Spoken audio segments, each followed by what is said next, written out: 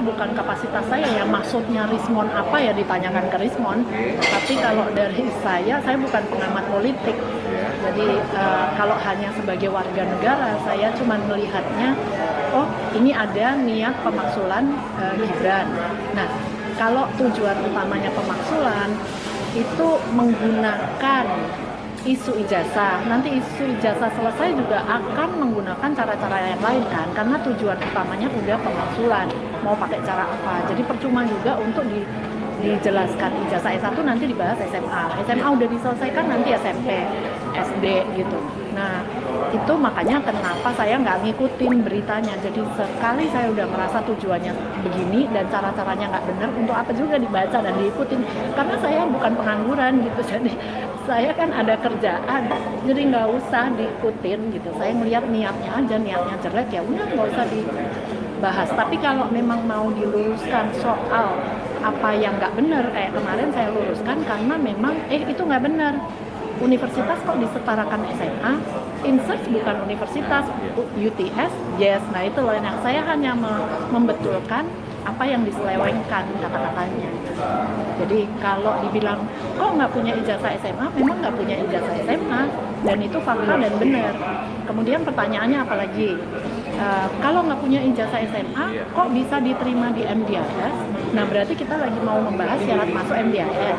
Kalau syarat masuk MDIS, memang tidak harus ada ijazah SMA dari Indonesia, karena MDIS menerima siswa dari berbagai negara. Nah salah satunya dari Australia, lewat foundation saja memang bisa diterima di MDIS. Karena MDIS, universitas swasta di Singapura yang menggunakan kurikulum itu dari UK, dari Australia. Of course, foundation itu diakui karena dari UK dan foundation sendiri memang menerima foundation, universitinya menerima foundation.